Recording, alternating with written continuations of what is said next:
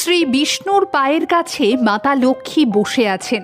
সর্বত্র এমন ছবি তো দেখতে পাই আমরা, কিন্তু জানেন এ কি নিছকই কোনো সাধারণ ঘটনা, নাকি এর পেছনে লুকিয়ে রয়েছে অন্য কোনো কারণ? সবটাই জানাবো আদিকথার আজকের এই ভিডিওতে। শ্রী বিষ্ণুর পায়ের কাছে বসে রয়েছেন মা লক্ষ্মী, কখনো তার পা টিপে দিচ্ছেন। এই দৃশ্য চিরপরিচিত, তবে এই নিয়ে আজও রীতিমতো উপচে পড়ে প্রশ্ন। কেন এমনটা হয়? উত্তর খুঁজতে গিয়ে জোরালো হয় বিতর্ক। তবে পুরাণ অনুযায়ী ভগবান বিষ্ণু মাতা লক্ষ্মীকে পুরুষালী বলের দ্বারা পায়ের কাছে রেখেছেন, যিনি সবসময় কল্যাণের কথা চিন্তা করেন। মাতা লক্ষ্মী হলেন ধন সম্পদ এবং নারায়ণ তার ব্যবহার জানেন, তাই মাতা লক্ষ্মী নারায়ণের পায়ের কাছেই থাকেন।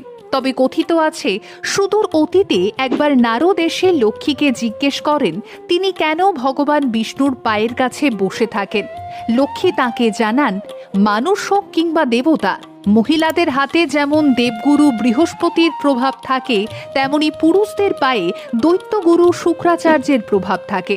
আর এমতাবস্থায় যখনই কোনো মহিলা পুরুষের পা টিপে দেয়, তখন দেবতা ও দানবের মিলন হয়ে যায়, আর এতে ধন লাভের যোগ তৈরি হয়।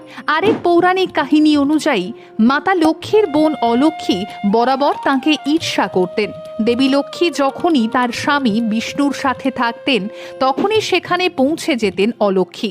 একদিন মাতা লক্ষ্মী অলক্ষ্মীর এই রকম ব্যবহারের কারণ জানতে চাইলেন। অলক্ষ্মী বললেন, তাকে কেউ পুজো করে না, তাই তিনি সবসময়ই মা লক্ষ্মীর সঙ্গেই থাকবেন।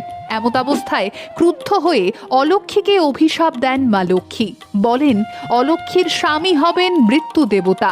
নোংরা, অলসতা, রাগ যেখানে স্থায়ী হবে, সেখানেই বিরাজ করবেন অলক্ষ্মী।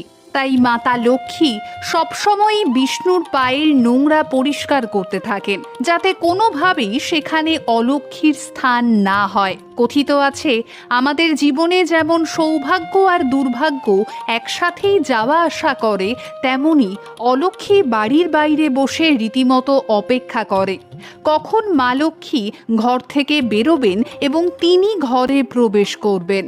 তাই হিন্দু ধর্ম অনুযায়ী লক্ষ্মী পুজো করে চলা উচিত, যাতে সংসারে অলক্ষ্মী প্রবেশ করতে না পারে, যাতে সংসার ভরে ওঠে ধন সম্পদে, যাতে সংসারে চিরকাল বজায় থাকে মাতা লক্ষ্মীর আশীর্বাদ।